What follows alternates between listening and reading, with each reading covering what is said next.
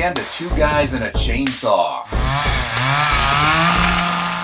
I'm Todd. I'm Craig. And today is October 1st. October 1st, Halloween season. Yeah, it is a very special day for me today, Craig, because as you know, and as maybe some listeners of our podcast know, this is the first day of my 31 Days of Horror. Yes. My annual tradition of trying my best to watch one horror movie every single night at Halloween and then find something clever and creative to say about it. Right. So I watch a horror movie, I write a review, I put it up on my website, which is toddcoons.com, in case anybody's interested. We'll put a link on there for you, too.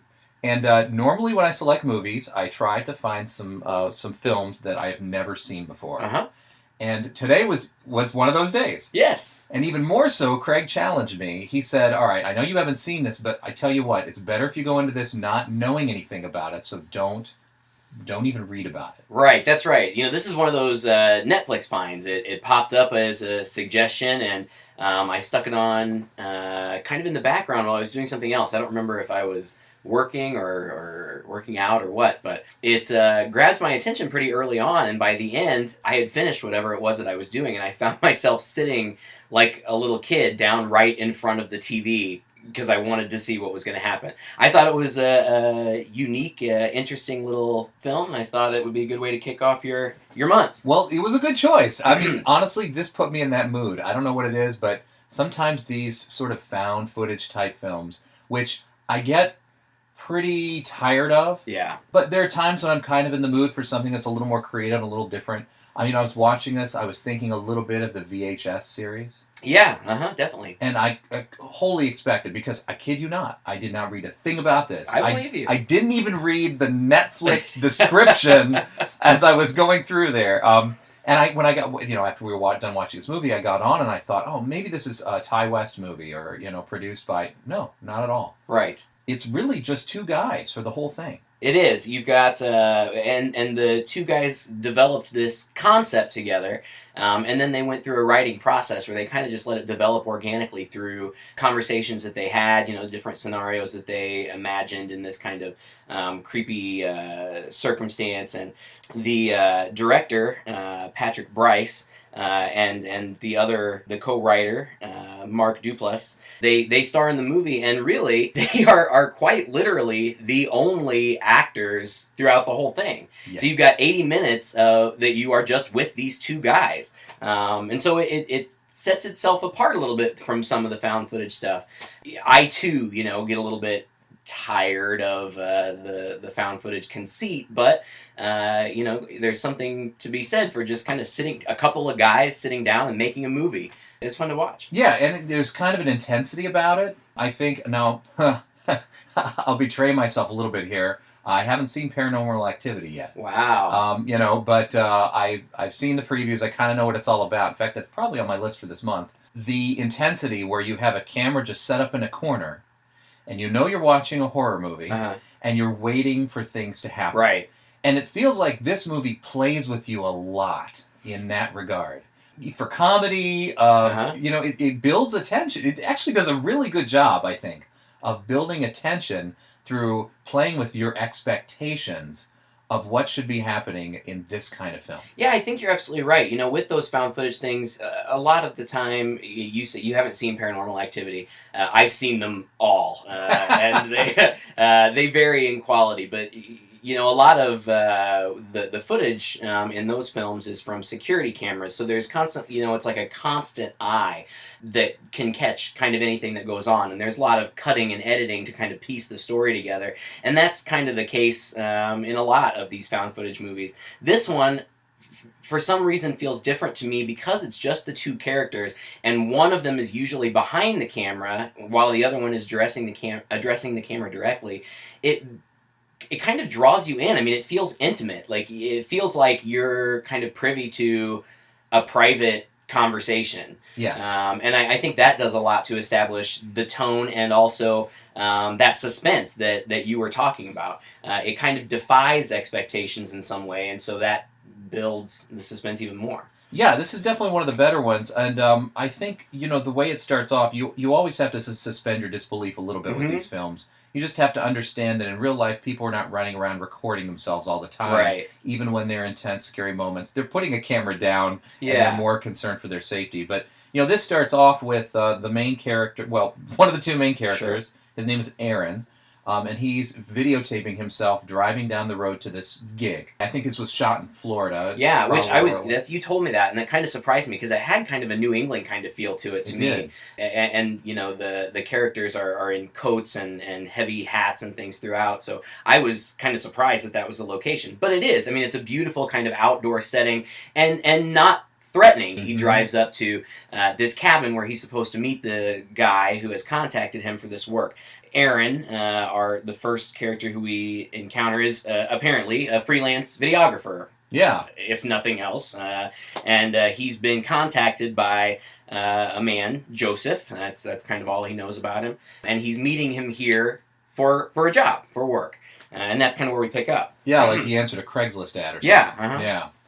And he's not there, and he kind of rings the doorbell. He looks around. He goes back down. He waits for a little while, and then Joseph appears. Yeah, he pops up quickly, and this, it scares him. Yeah, scares him as Aaron's waiting in his car. Hi. Oh, I'm sorry. I didn't mean to scare you. Oh, it's I'm assuming you're Aaron. Yeah, I'm Aaron. Nice to meet you. Joseph. Oh my God. And then profusely apologizes for having scared him, but the gag of these jump scares comes up over and over again. Yeah, it's the first of many jump scares that aren't really jump scares, I think, in general in horror movies are typically kind of a cheap way to engage your audience, but here they worked for me because it was, I think, a use of dark humor. At some point, Joseph keeps doing this over and over and over again to Aaron, popping out from, hiding places. It's something that I love to do and that I've probably lost a lot of friendships over, hiding around corners and waiting for somebody to walk by so you can just jump out at them. And you get that several times throughout. And he explains it, Joseph explains by saying, I've got kind of a weird sense of humor. Oh, and does he? He's just weird all around. Yeah. And so it's he's also kind of that guy that all of us sort of kind of know this guy. He's just a little off, but that it's just their personality. At least that's how it comes across at first. Right, that's exactly it. I mean, he does seem, there's something, I don't know, just something kind of innately creepy about him. But in the beginning, he comes off as just being really a genuinely nice guy, like maybe a little overly friendly if anything, but you kind of, or I did, you kind of question, with a movie with the title Creep, something's going to be going on, but I'm asking myself, am I trying to read too much into this guy? Maybe he's just a friendly guy, who knows what's going to happen, but throughout the progress of the movie, there's something else going on. Yeah, but the first half, you're really kind of wondering what's going on. And the first thing you're wondering is, what is this film project all about? And yeah. He takes him into the house, and Joseph says, please keep filming me. All right, just turn the camera on me. And he tells a story about how he had cancer, and then he got over the cancer, but then he started to feel ill, and he found out he had a huge brain tumor. Right, so... And he has a wife and a kid, and they're gone for some reason, or they're not around. No, he has a pregnant wife. Yes. And what was he calling his baby? Buddy. Buddy, yeah. He what he wants to do is, at least this is, what he tells Aaron. He tells him, the doctor's given me 2 to 3 months to live. I'm hoping to beat it, but it's this brain tumor. It's the size of a baseball. The chances aren't good. So what I want to do is kind of make a record or a documentation of me, of who I am, of my personality, so that I can leave that then for my unborn son. So it's kind of a passion project kind of thing, and it's, if you take it at face value, it's kind of a sweet notion for this guy to leave something behind for his unborn kid. And so Aaron agrees. There's money exchanged. It's a job. He's getting paid. But right off the bat, it gets weird. Well, it's funny because you do, as you said earlier, you kind of go back and forth here where you think, oh, this is weird, and then you go, oh, well, maybe there's an excuse for it. Oh, maybe this guy's, it's probably the same thing that's going on in Aaron's head. Aaron doesn't talk a lot for this first, actually throughout the whole movie, really. Right. He just kind of takes it face value. Like, I'm thinking when he greets him at the door, he says, you have a nice, kind face. This is going to be good. And are you ready for this? And he gives him a hug, and he says, oh, yeah, go ahead, give me a hug. We're going to get a lot deeper, than this as we go on. And then he kind of says, gives him the money and says, I think he says... This is a partnership, and this is a journey into the heart. And I'm real glad it's you coming with me. I think we're going to do great. And he just stares at him. And Aaron, from behind the camera, you can't see him, but you can just imagine, like, okay, cool. Whatever you say. And he goes upstairs and he says, I'm gonna get the tub. He's like, okay, follows him upstairs, and this is where it gets weird. He's stripping down in front of the tub. Right, immediately. I mean, this is the very first scene that he wants to film, and he goes upstairs and invites Aaron to follow him up there, and Aaron comes around the corner into the bathroom to find Joseph. He's already stripped to the waist, and now he is in the process of taking his pants off. And Aaron apologizes and starts to back away, and he says, "Oh no, this is it. This is what I want you to film." And he says, "We're going to get a lot more intimate than this." And the whole time I'm thinking, that's pretty intimate. It's like, where is this movie going to go? If this guy were telling me that it's going to get way more intimate than this, that would raise some red flags. That was another thing that I was thinking, throughout.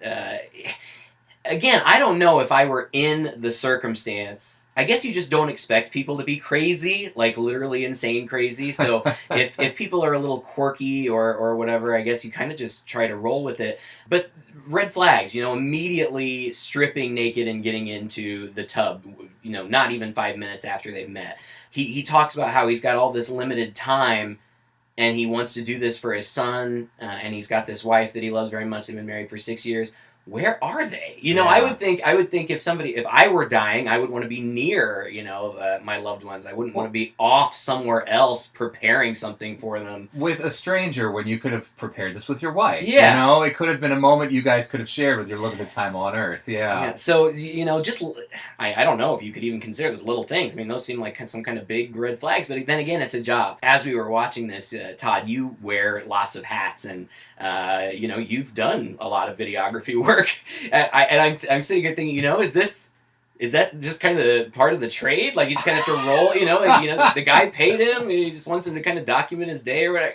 Guess you just roll with it? I've never gotten a gig like this, I'll tell you that. Well, and something like this also doesn't seem to require a lot of skill. Yeah. He's not asking him to set up really great shots, and he's not shooting it. I mean, this is clearly shot with a cheap camera. Yeah. The film's really pretty grainy in the dark spots, The whole movie, again, it's a found footage film, so you don't mind that production value, but he clearly wanted a companion for the day. Yes. And so that is sort of your first, your second or third red flag there. Right. But then when he gets in the tub, and this is the point where it switches back to, oh, maybe this is just a really sad man. Yeah.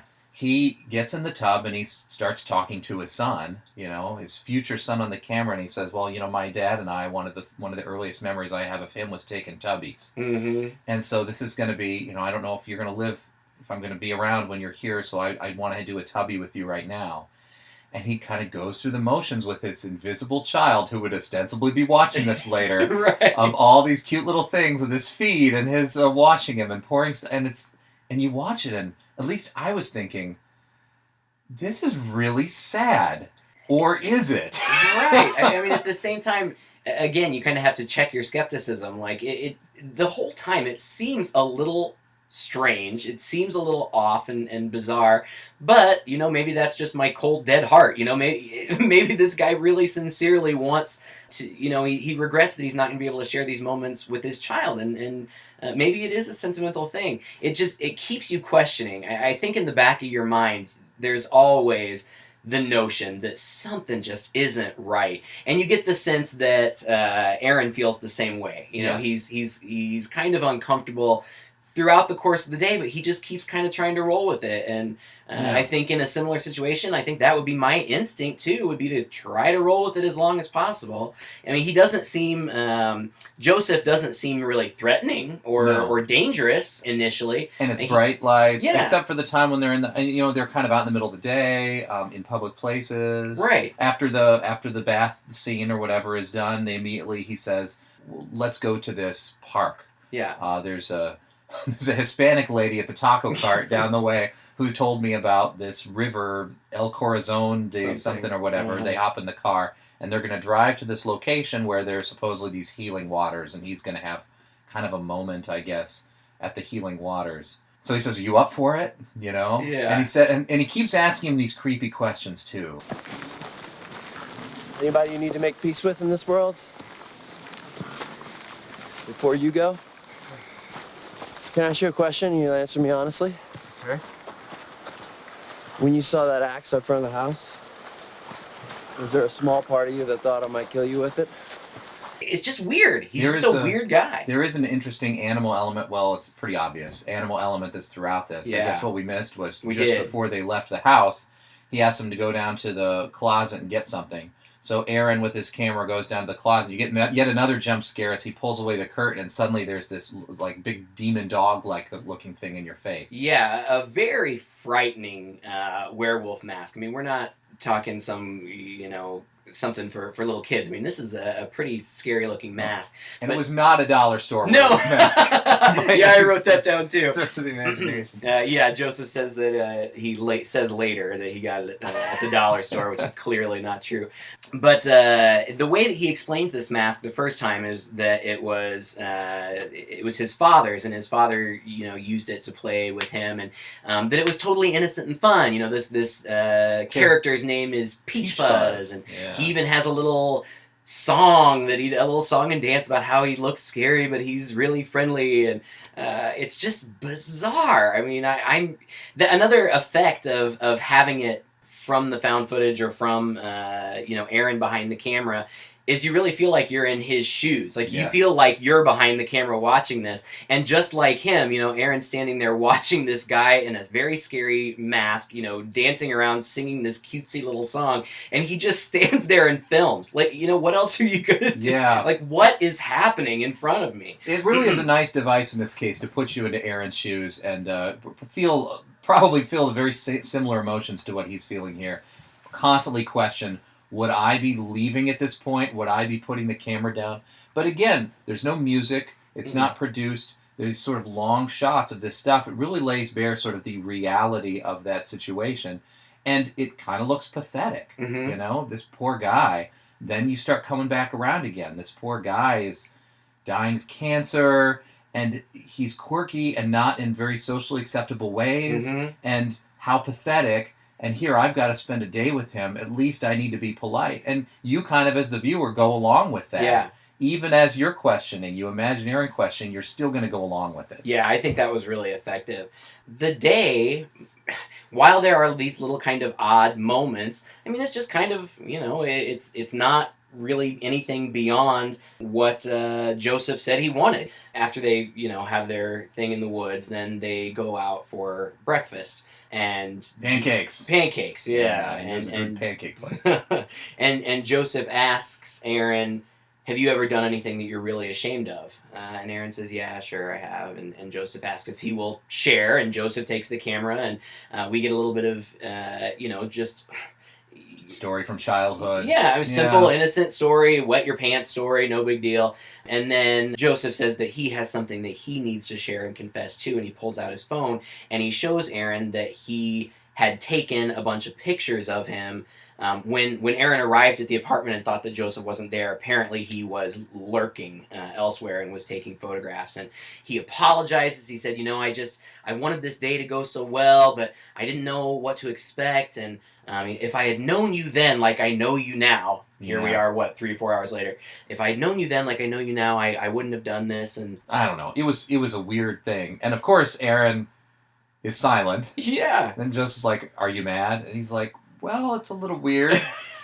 But it's like you said, I feel like it's not such an odd experience that I would never experience that. It doesn't seem so out of the realm of normalcy that if I were in the position, I would think this guy is clearly insane. Well, he's a little weird. He's quirky. He's eccentric, and things just keep kind of piling up. But by that point, you have the context of the previous part of the movie ahead of you. So you've seen this guy is a quirky guy, and he goes to pretty far extreme of quirky, but you don't feel like except for the fact you're watching a horror movie. You Right. don't feel like he's ultimately a threat. And so if he had whipped out, I think if he had whipped out the photos at the beginning and kind of confessed to that, it would have been a little weirder. But by then, he sort of built up this persona with Aaron that Aaron's more willing, I think, to forgive it.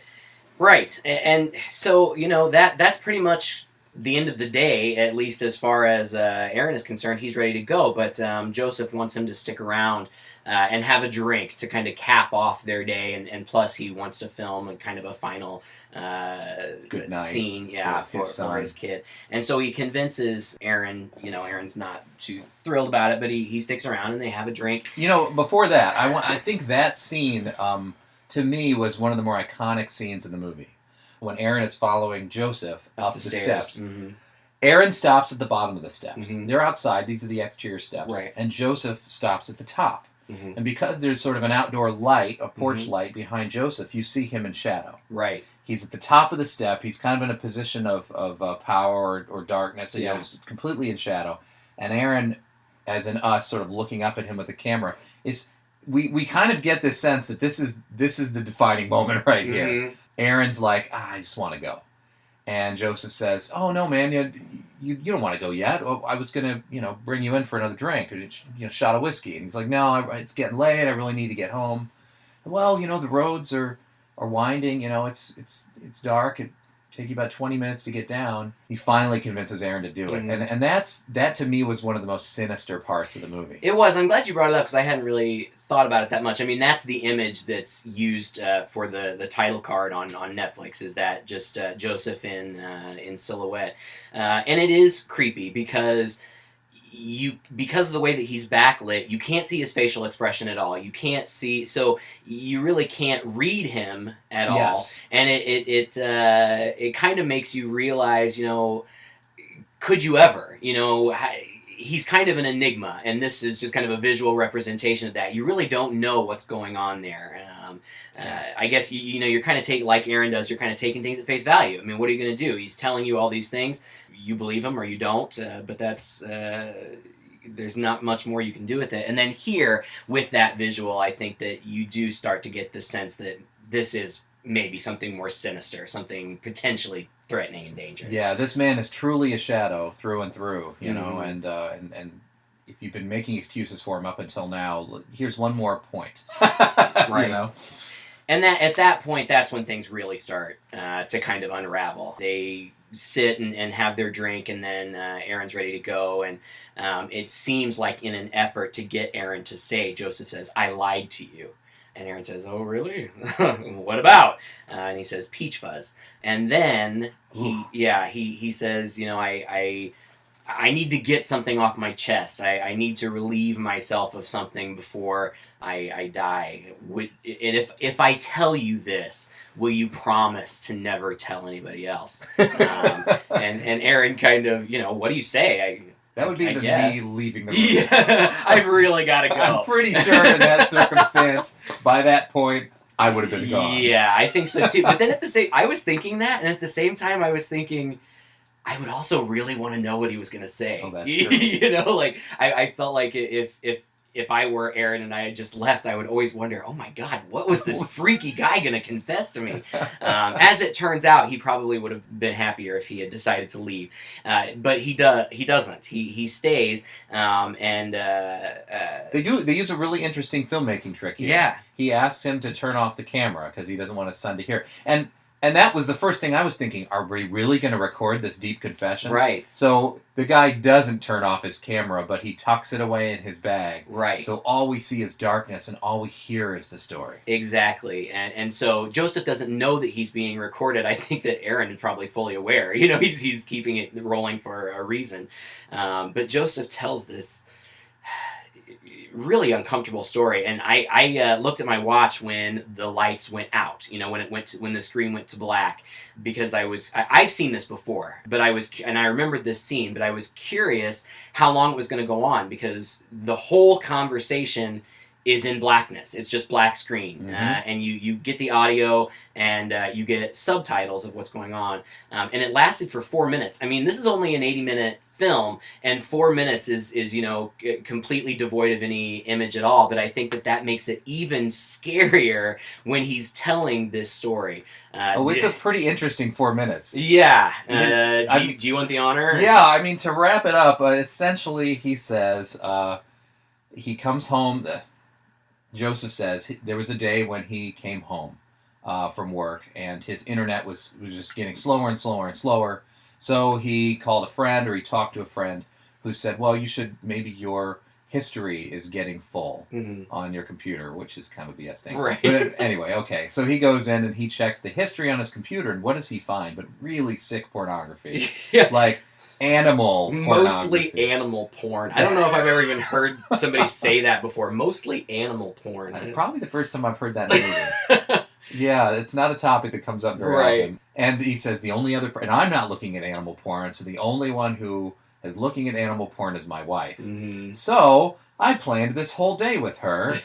What his story is, they came out to this cabin where Aaron and Joseph are now, where they're having this conversation. Right. They came out there for a weekend, and he claims, he tells his wife that he got called back into their home city or whatever for work. But the truth was, he wasn't called back. He just left and went to the 99-cent store where he found a mask that we, figure out right away is the Peach Fuzz mask, which, again, clearly did not come from a dollar store.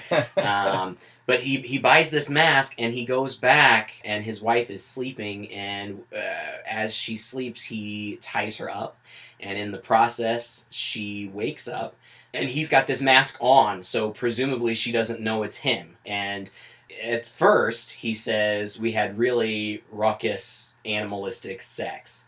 And he says, she seemed to enjoy it, and I can't say I didn't enjoy it either. But when it's over, he leaves her tied up, and he never unmasks himself, and he leaves. He comes back. Yeah, he comes back the next day and asks her, how was your night? And she just answers, fine. But he says they never spoke of it again, but that after they got back home, the internet sped back up.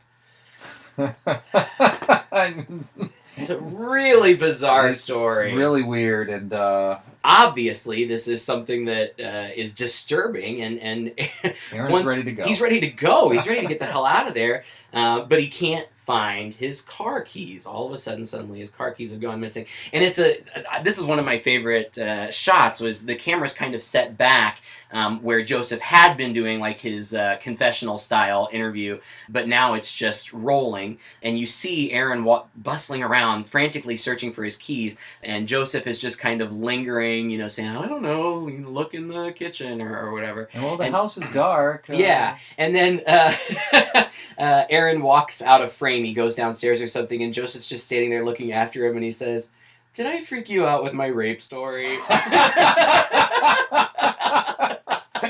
Which I just thought was hilarious. And Aaron's like, no, I just gotta go.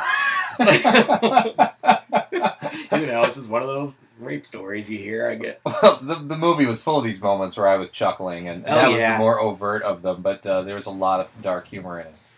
And that was... And I think it's that same shot where he says, well, why don't you just stay? Clearly, Joseph has hidden the keys.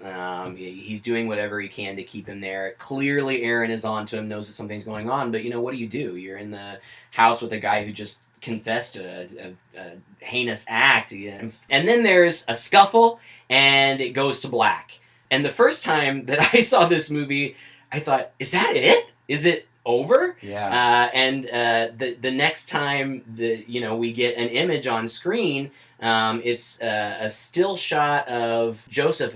It's in the woods, and Joseph is walking into frame, dragging these trash bags behind him, and then he starts digging. Yeah, this is where the movie gets very interesting. And starts to play with us even more. Yeah, he's digging in the dark, and suddenly the frame stops in mid-dig, And I'm looking and I'm thinking, oh, is something wrong with my Netflix connection or whatever like that? And then you hear a voice. It's Aaron coming back in. And then he turns a camera around, and it turns out he has been recording the screen. Mm-hmm. And what we just saw of the digging is actually a DVD that Joseph sent him afterwards. Right. And Aaron says, this is basically after the scuffle, I went home. So everything was cool. Right. He went home. He was able to sort of escape. But now, suddenly, Joseph knows his address and is sending him these tapes. Sending him stuff. He sends him this tape, and Aaron says, I don't really know how to interpret it. I don't know. Is he supposed to be burying a body? Is that supposed to be me? I don't... And none of us know how to interpret it. He's speaking for us there. Yeah, and he says, but it means he has my address, which is kind of disconcerting, and it certainly is. And then it becomes more of your typical stalker movie. I mean, it's obvious that Joseph, if that's even his name, we don't know. He starts hearing noises in the house, and he walks around, flips on the lights, and walks around, and we see. Right. We wonder, is Aaron there? And then sure enough, is Joseph there? And sure enough, he's in the window behind him, but he doesn't see him. Kind of one of those deals. That's another problem that I have with these movies, Paranormal Activities like this too. They're all the time filming, and especially, they're kind of expecting odd things have been happening anyway, but they never review the film. Like, I don't understand, like, what is the point in having this film running all the time? Aaron could have clearly seen that while he was up looking around to see if anybody was in the house, Joseph is standing right there in the doorway, very menacingly. But apparently, reviewing the tape wasn't on his to-do list, I guess. No, I mean, the fact that you got freaking... so every time he wakes up, he turns his camera on. Mm-hmm. This is just... Whoever does this stuff, Yeah. But okay, you gotta roll with it. One night, I think it was after the last video. No, it was right before the last video he gets. Right. The camera turns on, and it's clear that Aaron did not turn the camera he's on. sleeping. And you can see what is clearly Joseph's hands reaching down over and cutting a lock of his hair off of his head. Mm-hmm. Then in the morning, Aaron's like, okay, this is messed up.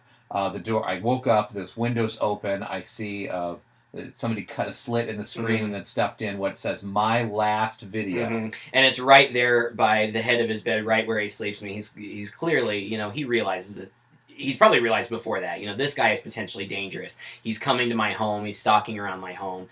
So he pops in this last video. And then all of a sudden, we get sad, sincere Joseph back. He apologizes profusely for everything he's done. But you kind of start, he says, I've always been like this. I'm a sick person. Yeah. I need help. But my big problem is I'm lonely. Yeah. And I have nobody to talk to. I burned every bridge. My family won't talk to me. I don't have any friends. You're kind of my last shot. Will you please just meet me one last time? One last time so I can explain myself. And if we never see each other again, that's fine. But at least I'll have closure.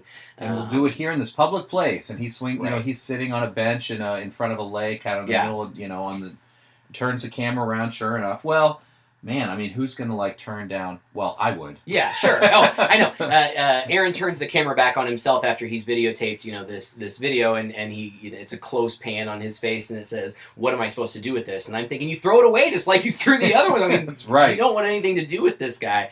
But apparently, he's a compassionate guy, and he feels bad for this guy. So he decides to go. And he does, and the next shot that we get is from the interior of his car, and he has positioned the camera so that it is filming this park bench right along the lakeside. And he says, all right, Joseph, I'm here, but I'm filming, and I've got my phone on speed dial for 911. So he gets out of the car, and he goes and waits on the bench. And I hadn't noticed your sound system's better than mine.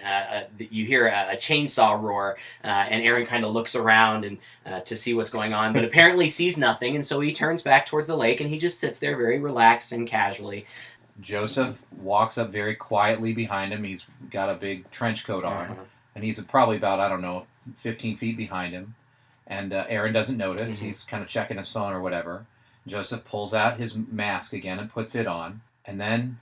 he takes a step closer to him, and then he kind of reaches behind him, and he pulls out. This is very, very intense. Good sequence. Yeah, it's virtually silent. I mean, it's just total stillness. It's slow in pace. It's very suspenseful. Yeah, he pulls out an axe. Mm-hmm. And at first, you're thinking, is he going to scare him with it? Right. What is going on here? Is he going to frighten him? Because he's in the middle of broad daylight. Right. And he kind of gets the axe up in front of him and starts like inching towards him from behind. Yeah, it's almost comical. It's that that cartoon. You're right. Exactly. Right. Slowly creeping up behind him, wielding an axe. And what does he do? He pulls that axe right up and thunk right in the top of his head. Right in his head. And you don't see, it's from far away. It's not bloody. It's not gross or anything. In fact, it's probably pretty realistic, I guess. There's just kind of a little thunk. There's a thud. The guy falls right over. He pulls the axe out, maybe takes another whack at it, and then we're done. Right. We see him. We see Joseph now recording. Yeah, and still talking to Aaron through the camera. And, he kind of says, I'm not surprised that you filmed it. That was really smart to do. And I'm not surprised you had your phone on speed dial for 911. That was really smart of you. But I just don't get why you didn't turn around. And he says, but then I figured it out. It's because you're the best human being who's ever lived. And he says, and that's why I love you, and that's why I always love you the best of all of them. Yeah. So you get the... it's kind of confirmed that this is not the first time this has happened. All together... This film really creeped me out. Yeah. It stuck with me too. This is the third time I've seen it because as soon as I watched it by myself, which is pretty typical with me in horror movies, but I watched it by myself, and then I immediately wanted to watch it with other people. I wanted to see how other people would react because I thought that it stands out. It's not typical. It's not, what you would expect from a low-budget film that you would find on Netflix that you've never heard of before. This is the director, Patrick Brice, who played Aaron. This is his first feature film. Apparently, he's kind of an up-and-coming director now, and he's doing pretty well. But this was his first feature. And I don't know. It's kind of like a little gem, a little diamond in the rough. It is. The filmmaker in me, the whole time I was watching this, was thinking, this movie cost like $50. Yeah. A couple people's homes, the mask and that wolf doll were the biggest expenses of the whole thing, and yet it didn't feel like it. It was captured my interest. The characters were very interesting. It was well acted, and it had that creepy sense where, again, it was a unique take on this because it toyed with you in ways that I've yet to find movies, the found footage movies, toying with you. It's not just about, oh, what's around the corner? Oh, what are we going to find? We'll leave the camera running and then something creepy is going to happen.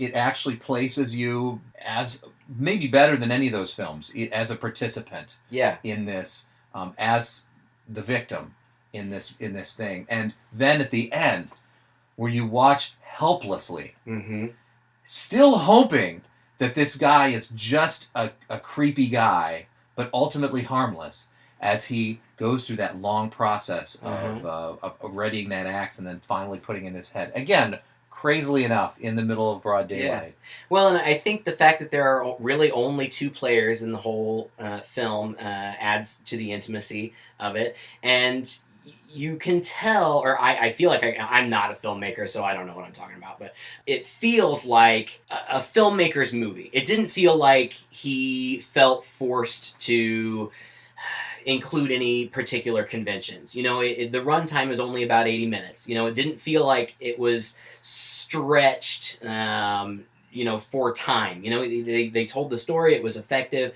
and got out. And I think that shows. I think that you can tell that this was kind of a passion project for a young filmmaker as opposed to some big budget studio. Yeah, there wasn't a lot of junk in there. It was all pretty gritty and raw. Yeah, and it was funny, but it's not played for laughs, and I think that the humor is in part due, it's like uncomfortable humor. Like, it comes across as funny because it's so bizarre, but you kind of laugh nervously, like, that's funny, but it's really creepy, too. And I thought it was a good balance, In the beginning, Joseph's antics are funny. We were laughing, and then it becomes far more sinister in the end, and I think effectively so. It's a spooky film. and that just, it's kind of in the tradition of all your kind of bad villains, is that they're very underestimated. Uh-huh. And you realize by the end you've severely underestimated this guy, Absolutely. even more than you realize. Yep. Yeah, and we were doing a little bit of research afterwards, and apparently the plan, both guys involved, their plan was to make this the first of a trilogy. I don't know how. I think that I read somewhere that it's not going to necessarily be direct sequels, but rather something in a similar vein. Different creeps, different types of creeps. And I did also read that both the director and the actor Duplass, since the release of this film, they're both doing pretty well. And so I think that if we do see any sequels to this film, it may be a while, because I think both of these guys kind of have a lot on their plates. I can see why it's a success. I can see why it really is a standout. It was a great movie to start off October with. Good. I'm glad you liked it. It was fun to watch it with you. I was sitting over here kind of quietly, kind of trying to gauge your reactions, and I'm glad you enjoyed it. I would have hated to start you off with something crappy. No, it took me all over the map, and it was great. Good. And we got 30 more days of this to go for me. Yeah. If you're interested in reading my reviews, check out my website, toddcoons.com. Yeah, he writes a pretty good review, folks. I've been reading him for a couple of years. It's good stuff, entertaining stuff. You're too kind. Thank you. Also, we've got, through October, 3 more of these to go. Yeah. So we'll have some great movies. Maybe you throw a couple classic horror films in there. Yeah, maybe. I really do like kind of doing some of these, a little bit lesser known things too. Yeah. Well, as always, I'm Todd. And I'm Craig. And you've been listening to Two Guys and a Chainsaw.